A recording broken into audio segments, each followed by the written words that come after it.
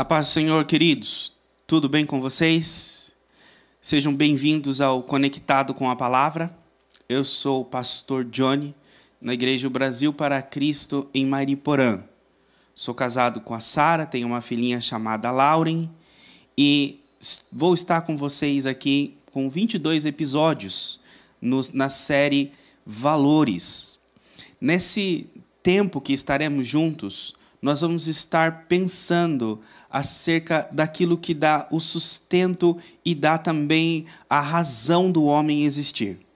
Na palavra, nós vemos que os valores de Deus, eles são aqueles que protegem a civilização. E nós vamos olhar os valores tanto morais quanto valores éticos.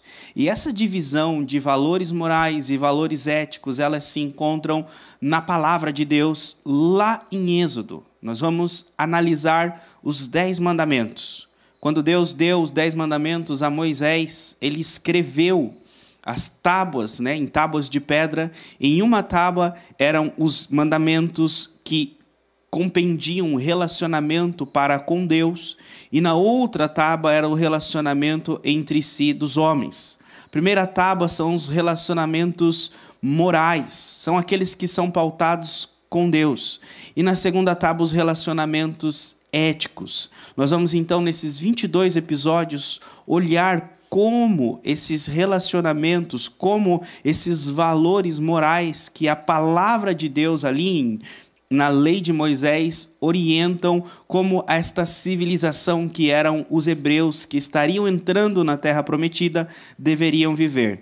E esse mesmo exemplo é trazido para os nossos dias, nos nossos valores morais, que condiz o nosso relacionamento para com Deus, e também nos nossos valores éticos, que condiz o nosso relacionamento com o próximo. Nós vamos então olhar desde um panorama, uma introdução desses valores, dos 10 mandamentos, da origem dos 10 mandamentos, e vamos depois, episódio após episódio, olhar um mandamento e uma aplicação desse mandamento nos nossos dias. Até então entendermos e culminarmos na conclusão que é Cristo Jesus. A palavra de Deus diz que todas as coisas elas convergem na cruz de Cristo. Ele é o fim de todas as coisas. E não é diferente com a lei, e não é diferente com os 10 mandamentos. Então, esse tempo que estaremos juntos, esta série do Conectados com a Palavra, eu convido vocês a pegar a Bíblia de vocês, um caderno, uma caneta, convida a sua família e aqueles que podem estar com você para analisarmos juntos os 10 mandamentos. Aqueles mandamentos que o povo de Israel recebeu na base do Sinai, quando o monte tremia e o povo ouvia a voz de Deus falando com Moisés. Deus deu as diretrizes para aquele povo que entrar na terra prometida. Assim como este povo, cada um de nós estamos rumo à terra prometida. E devemos também pautar as nossas vidas, os nossos comportamentos nos valores divinos. Não nos nossos valores, não nas nossas práticas, mas nos valores de Deus. Convido vocês, então, a colocar em prática aquilo que vocês irão aprender aqui no dia a dia, para que a nossa sociedade ela haja uma transformação. Sejamos sal, sejamos luz, através dos valores da palavra. Vamos juntos ao Conectados com a Palavra.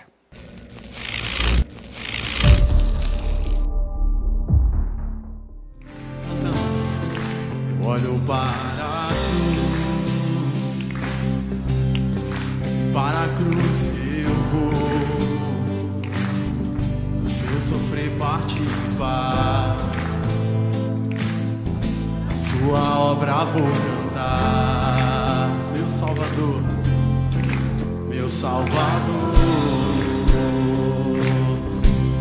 na cruz mostrou o amor do Pai, justo Deus. Cantamos pela cruz, me chamou gentilmente, me atraiu e eu, sem palavras, aproximo, quebrantado por seu amor.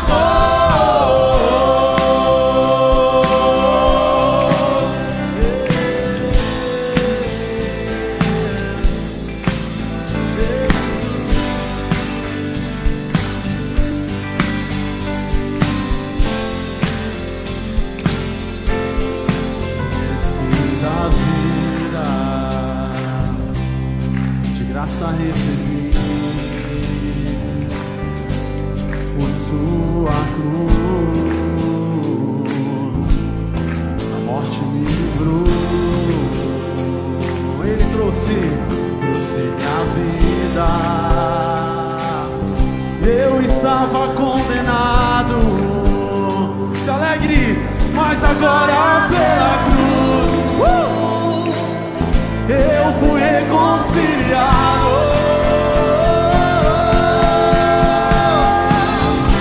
Pela cruz me chamou, gentilmente me atraiu e eu, sem palavras, me aproximo, quebrantado por seu amor.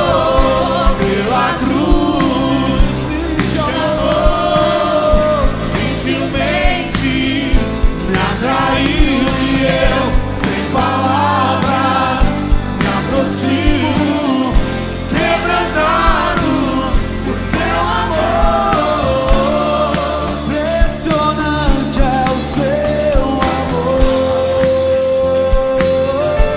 Salvador. Me redimiu e me mostrou quando é fiel. Impressionante é o seu amor.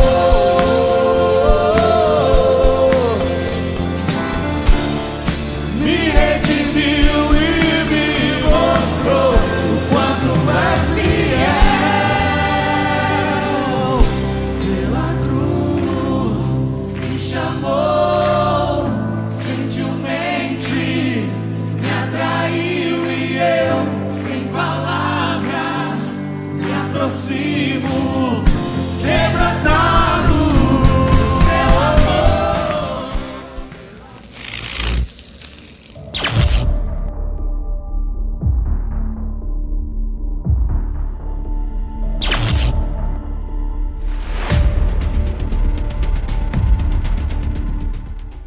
Iniciamos agora o terceiro episódio dos 10 Mandamentos e vimos no episódio passado a respeito de como a pessoa de Deus, o ser de Deus, ele é a sustentação dos valores morais, a sustentação de todos os valores. E agora nós vamos em si olhar o primeiro mandamento e ver como, né, o primeiro mandamento ele se aplica nos nossos dias. Nós estamos olhando esses mandamentos e a imagem, aquilo que estamos extraindo dos mandamentos é que eles são, né, um dispositivo dado por Deus para que uma civilização não se destrua mutuamente. Essa é a serventia dos mandamentos, essa é a serventia da lei, é o livro da lei. As leis servem para que as civilizações, os povos, não se destruam mutuamente. Isso foi o que dito na introdução. Lembrem que a Bíblia, ela está repleta de leis. Principalmente os 5 primeiros livros da Bíblia, o Pentateuco, é chamado do livro da lei. Mais de 60% de Gênesis a Deuteronômio são leis. Há mais de 500 leis nesses capítulos desses livros aqui. E é interessante que os povos, eles tinham leis, eles tinham contratos. E os contratos, eles eram redigidos por quê? Por que existiam os contratos? Porque um lado do contrato não confiava no outro lado do contrato. Aquilo que nós falamos sobre a autonomia, sobre cada um fazer a sua lei, não era confiado aqui. Então era necessário redigir um documento, era necessário uma lei ser escrita e colocada em um papel onde os dois que entravam em contrato assinavam, e agora os dois estavam debaixo daquela lei, e é o que iria pautar o relacionamento daqueles dois que participaram do contrato. Esse é o dispositivo usado na humanidade para que ela não se destrua. Dificilmente hoje as pessoas confiam na palavra um dos outros. Não, se você disse, está valendo. Não, as pessoas elas buscam documentos que respaldam, por escrito, seja no ambiente de trabalho, são e-mails que respaldam, são mensagens gravadas que respaldam o que uma pessoa disse ou o que ela prometeu cumprir. Por isso, as leis, elas são um dispositivo para manter uma sociedade de pé. Elas são um dispositivo dado por Deus para que uma sociedade não se destrua. E é interessante quando olhamos a lei de Deus e falamos que Deus coloca na sua lei, ou seja, o dispositivo dado dos céus para nós, para que nós vivamos em estabilidade na terra. Esse dispositivo começa primeiro falando do caráter do legislador, de quem Deus é.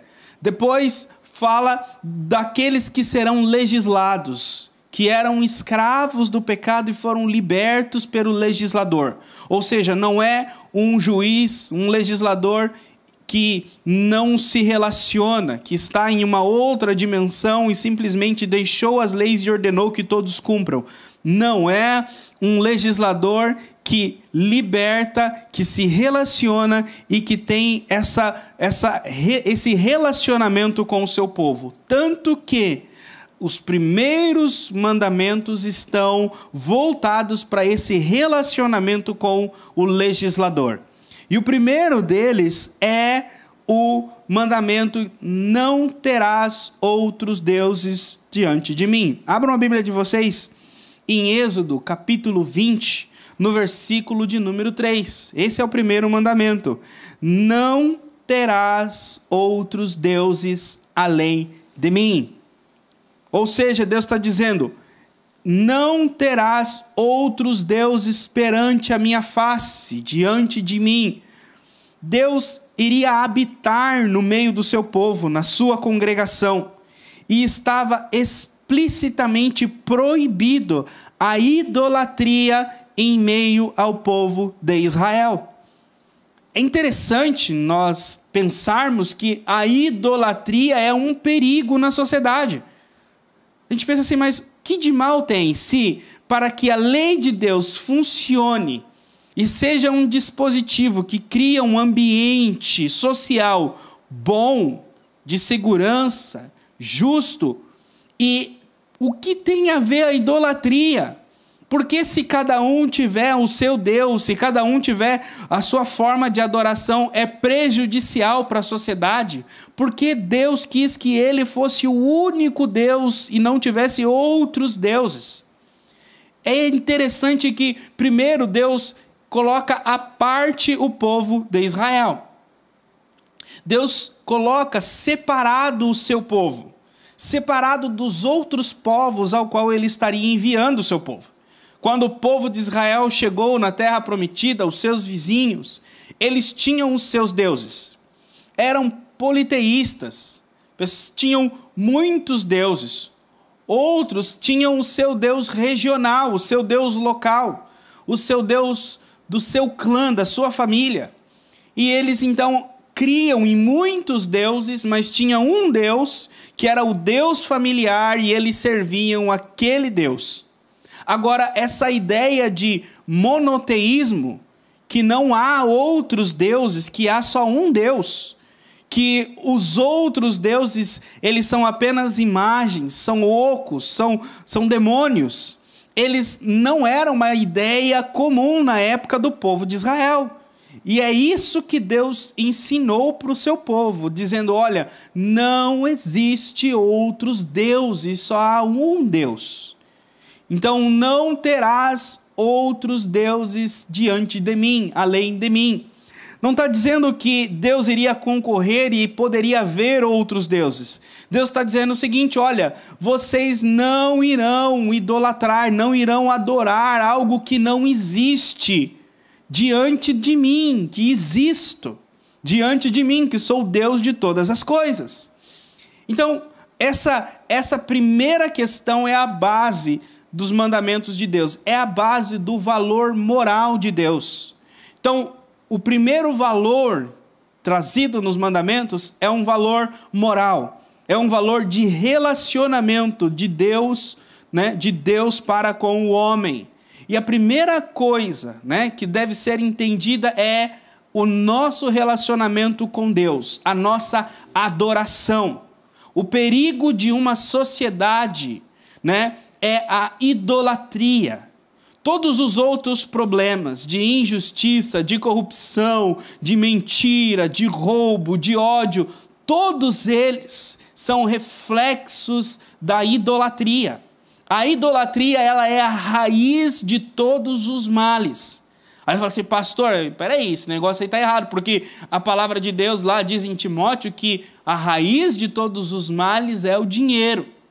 O dinheiro compra aquilo que idolatramos. A idolatria é a raiz de todos os males. A idolatria, ela é o veneno que polui o relacionamento do homem para com Deus. Agora, a idolatria é colocar qualquer coisa, qualquer outro Deus, no lugar de Deus.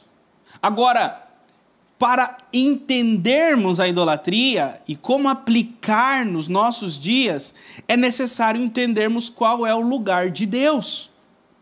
Eu disse já no episódio passado que o lugar de Deus é único, que Ele é o único que é um ser que não muda, é um ser que não transforma. Agora, no contexto da idolatria do povo da época, do povo de Israel, eles eram um povo que buscavam outros deuses por aquilo que os outros deuses ofereciam. Então, quando eles precisavam do sol, eles buscavam o Deus do sol. Quando eles precisavam de plantação, eles buscavam o Deus da fertilidade. Quando eles precisavam de água, eles buscavam o Deus do Nilo. Então, a busca dos deuses, né? O endeusamento, ele era colocado com base nas necessidades do povo. Então não era um serviço de você dar algo em troca para receber algo em troca dos deuses. Então o povo cria: eu te entrego a minha adoração e você entrega a minha boa colheita. Eu te entrego a minha adoração e você me entrega a luz solar.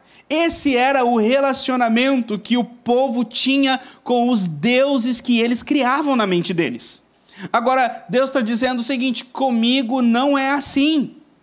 Primeiro, porque desses outros deuses, eles buscavam, porque eles dependiam, porque eles esperavam que esses deuses iriam ajudá-los. Por exemplo, eles acreditavam o seguinte: se eu tiver a colheita que eu desejo, ou seja, se o meu Deus que eu sirvo, que eu adoro, que eu idolatro, der a colheita que eu espero esse ano, eu terei uma vida feliz, eu terei um ano tranquilo, eu terei paz, eu terei fartura na minha casa, e aí então eu serei feliz.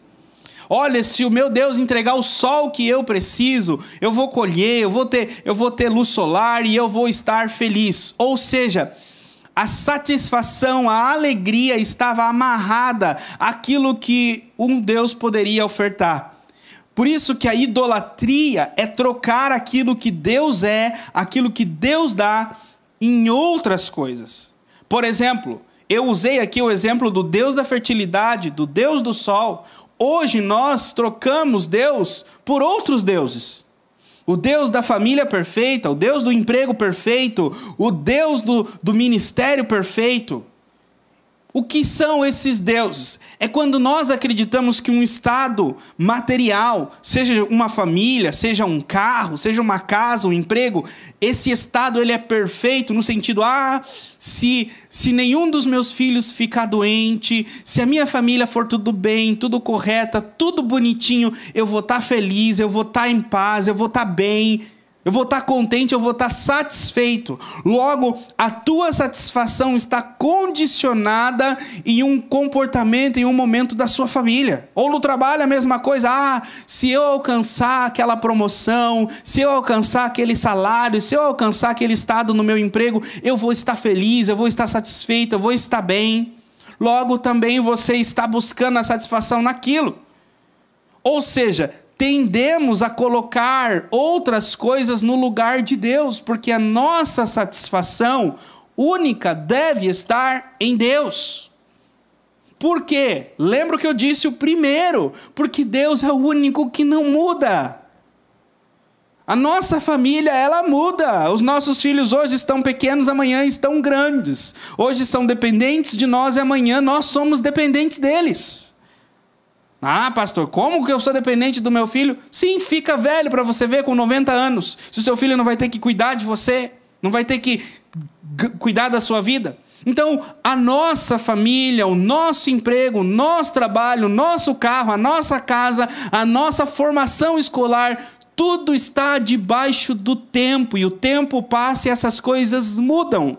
E nada daquilo que muda pode ser o centro da nossa satisfação, da nossa alegria. Porque senão vamos idolatrar, vamos colocar ídolos no nosso coração. O ídolo da família, o ídolo do time de futebol, o ídolo do político. Não importa o que seja, se você projeta um futuro, e essa projeção que você colocou no futuro, existem elementos que você enxerga nessa projeção. E se qualquer um desses elementos que você projetou no futuro, você passa o dia e não vê acontecer e fica ansioso e nervoso porque aquilo que você projetou não está acontecendo, tende a colocar sua esperança naquilo. A única coisa que nós devemos projetar no futuro e ver um futuro em paz, tranquilo e alegre é Deus, é Jesus. E a boa notícia de Deus é que projete Deus no seu futuro que Ele não muda. Ele é perfeito. Portanto, o que leva a idolatria a destruir os relacionamentos, a destruir uma sociedade, uma civilização, a idolatria nada mais é do que adorar deuses, adorar aquilo que nós colocamos no nosso coração. Para quê? Para alcançar aquilo que nós buscamos estar a nossa satisfação.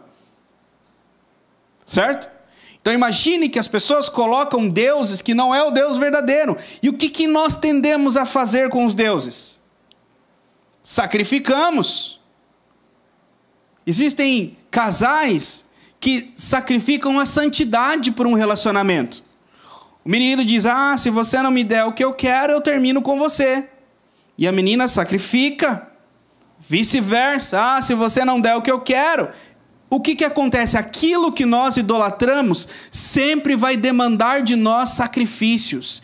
Ídolos demandam sacrifícios. E quando sacrificamos para os nossos ídolos, nós tendemos a não tratar bem o nosso próximo, a colocar a vontade dos nossos ídolos acima da vontade do próximo. E cada vez que sacrificamos aos nossos ídolos, nós pisamos na vontade do outro, na vontade de Deus. E sacrifício após sacrifício aos nossos ídolos, tudo à nossa volta vai corroendo e desmoronando. É por isso que a idolatria, ela é a raiz. Uma civilização idólatra, ela não subsiste. Uma civilização que não coloca Deus em primeiro lugar, que busca na filosofia, na história, nos livros, nos comportamentos, a alegria, ela sempre irá idolatrar, ela sempre irá sacrificar. Às vezes irá sacrificar a liberdade das minorias. Às vezes irá sacrificar dinheiro, sacrificar tempo, sacrificar família para os ídolos de alcançar a satisfação. E cada vez que um sacrifício é feito, a sociedade ela está se corrompendo, ela está se destruindo mutuamente. Portanto, entendemos aqui que a idolatria, ela é o principal inimigo da sociedade. Principal inimigo. Portanto, enquanto não houver uma adoração uníssona, ou seja, única, resumindo num versículo fácil para vocês entenderem, quando a Bíblia diz que todo olho verá, todo joelho se dobrará e toda língua confessará que o Senhor é Deus, somente aí é que nós veremos o verdadeiro e único Deus, e a criação estará caminhando para uma cura, uma libertação da idolatria. A boa notícia é que esse povo ao qual Deus tirou do Egito, esse povo ao qual foi liberto pelo legislador, esse povo é um povo que Deus, o próprio legislador, ele liberta dos ídolos, ele liberta dos deuses. Às vezes, se vocês olharem a Bíblia de vocês em Êxodo, capítulo 32, Êxodo 32, esse povo que havia recebido esses 10 mandamentos. Lá no capítulo 32, versículo 1 diz assim: o povo, ao ver que Moisés demorava a descer do monte, juntou-se ao redor de Arão e lhe disse: venha, faça para nós deuses que nos conduzam, pois a esse Moisés, o homem que nos tirou do Egito, não sabemos o que lhe aconteceu. Respondeu-lhes Arão: tirem os brincos de ouro de suas mulheres e dos seus filhos, de suas filhas, e tragam-os a mim.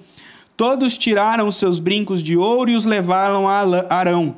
Os recebeu e os fundiu, transformando tudo num ídolo, que modelou com uma ferramenta própria para a forma de um bezerro.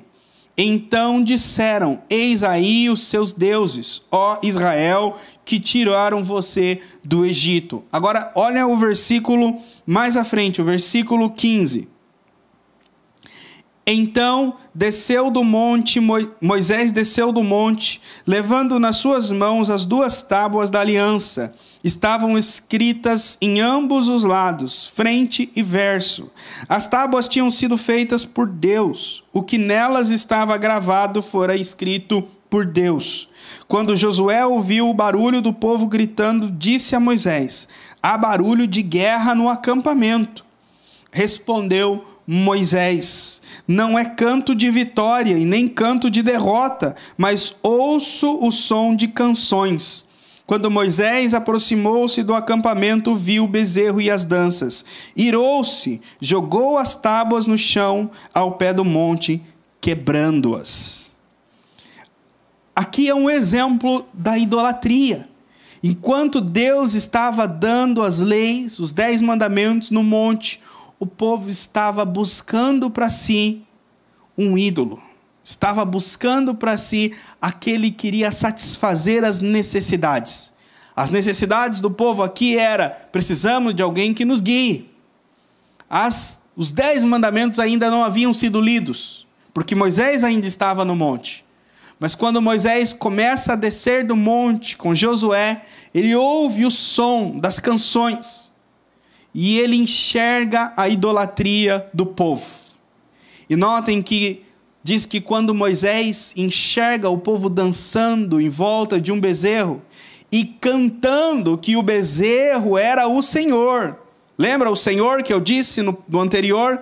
Yahweh, aquele que era o único. Eles apontaram para um monte de ouro fundido pela mão de um homem e disseram: este é aquele que é.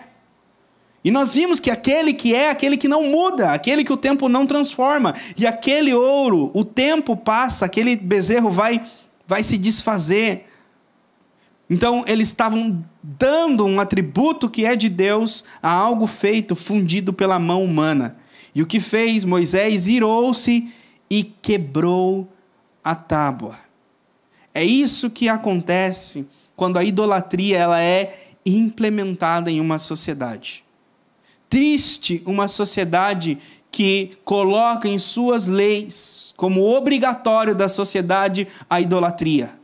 Deixa de ser uma prática autônoma, aonde cada um busca o seu ídolo, o que já é ruim, o que já é triste, e passa a ser uma prática heteronômica, aonde as leis, os legisladores obrigam toda a nação a idolatria. Triste é essa nação, porque ela está como Moisés, quebrando as leis de Deus, quebrando as tábuas da aliança e passando a uma destruição.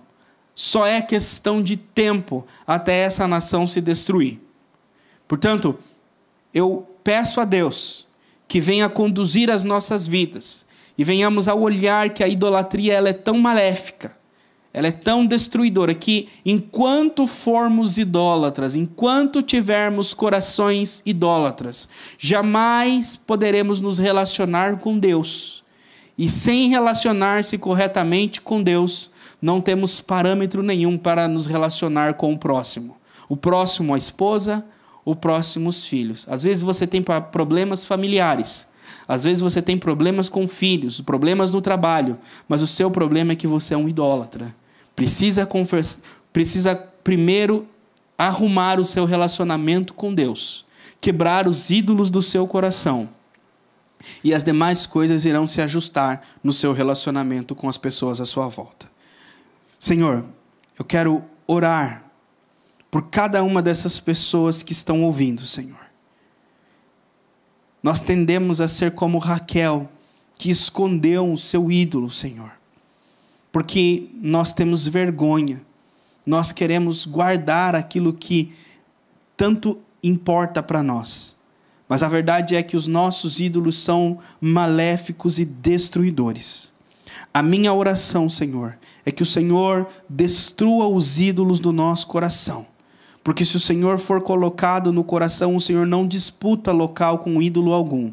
Portanto, o Senhor venha quebrar os ídolos do coração e venha exaltar somente o Senhor, para que possamos viver esse primeiro mandamento e não ter outros deuses além de Ti. E desta forma poderemos iniciar a nossa caminhada, a nossa jornada nos Teus mandamentos. Te pedimos e te agradecemos em nome de Jesus. Amém.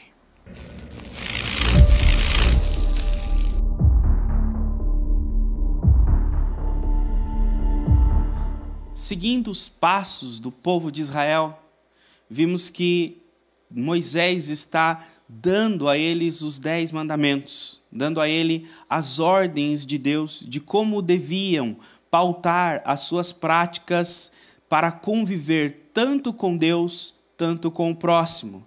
Eles não só conviveriam em uma comunidade entre as tribos, mas o próprio Deus habitaria no meio deles e era necessário aprender a conviver com a presença de Deus. Quando Moisés ensina o povo a conviver entre si e conviver com a presença de Deus no seu meio, uma coisa interessante que Moisés não deixa de fora está relacionado à oferta e a como organizamos e como administramos os nossos recursos financeiros. Em Êxodo, no capítulo 35, no versículo 20, diz assim: Então toda a comunidade de Israel saiu da presença de Moisés, e todos que estavam dispostos, cujo coração os impeliu a isso, trouxeram uma oferta ao Senhor para a obra da tenda do encontro, para todos os seus serviços e para as vestes sagradas. Todos os que dispuseram, tanto homens como mulheres, trouxeram joias de ouro e de todos os tipos de broches, brincos, anéis e ornamentos, e apresentaram seus objetos de ouro como oferta ritualmente movida perante o Senhor. Todos que possuíam fios de tecido azul, roxo e vermelho, ou linho fino, ou pelos de cabra, peles de carneiro, tingidas de vermelho ou couro, trouxeram-nos. Mostra que quando esse povo ele saiu do Egito, ele não saiu de mãos vazias. Deus colocou nas mãos deles algumas coisas que seriam necessárias, não tudo, mas algumas delas seriam necessárias para a construção da tenda, para a edificação da tenda e para o serviço da obra do Senhor. Quando eu digo que nem tudo seria usado, eu não estou dizendo que eram todos os recursos das pessoas. Eu estou dizendo que daquilo que cada um tinha, parte foi usado na obra do Senhor e parte foi usado no uso próprio da pessoa. E acredito que assim também é nas nossas vidas. Nós estamos rumo à nossa Jerusalém, rumo à nossa cidade celestial, como este povo estava. E enquanto peregrinamos nessa vida, o Senhor não nos deixa de mãos vazias. E Ele nos convida a ofertar, assim como Ele dispõe no nosso coração, parte daquilo que Ele colocou nas nossas mãos, na sua obra e no seu reino. Aqui diz no texto que foi usado tanto para todos os serviços da tenda, quanto também para vestir os sacerdotes, suprir aqueles que trabalham no reino em tempo integral. Assim como esse povo, devemos também nos propor a fazer a nossa oferta. Eu gostaria de te convidar nesse momento a pegar o seu celular, entrar aí no seu aplicativo e fazer uma contribuição. As contas irão aparecer aqui na tela e você pode estar fazendo a sua contribuição nesse momento. Senhor, te damos graças pela tua fidelidade e por tudo aquilo que o Senhor tem feito, Senhor, nas nossas vidas. Como o povo de Israel, nossas mãos não estão vazias.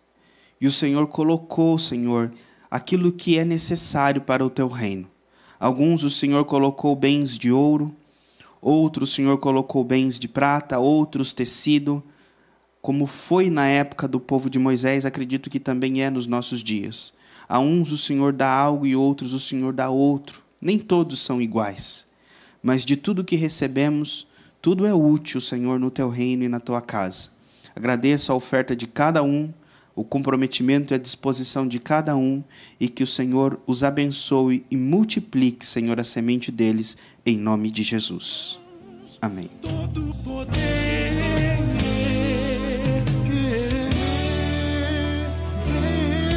Eu ouvi falar que opera maravilha.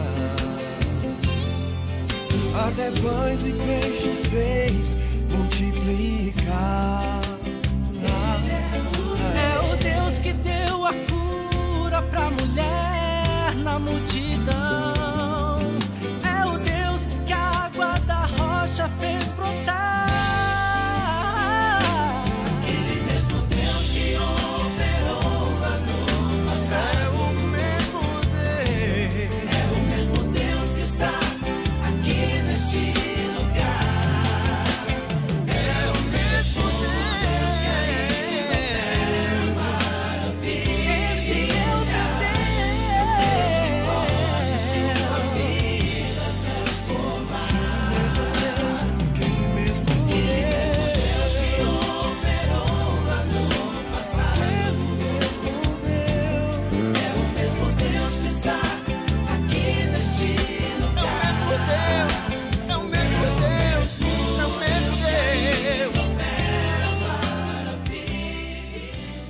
é o mesmo Deus. Chegamos ao fim, momento de nos desconectarmos com o episódio de hoje. Gostaria de agradecer a sua presença, a sua audiência.